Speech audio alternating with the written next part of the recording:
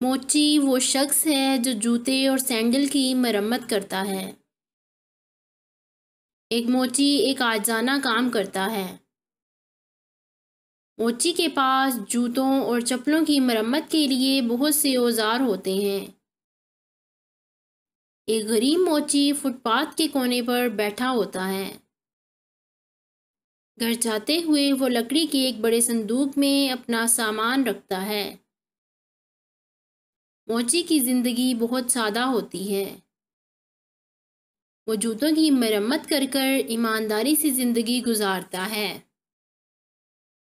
काम के दौरान इसके हाथ गंदे हो जाते हैं, लिहाजा हमें इसके स्याह अंगूठों की वजह से इसे हकीर नहीं जानना चाहिए। हर किस्म की ईमानदाराना मेहनत में एक खालिस वक़ार होता है।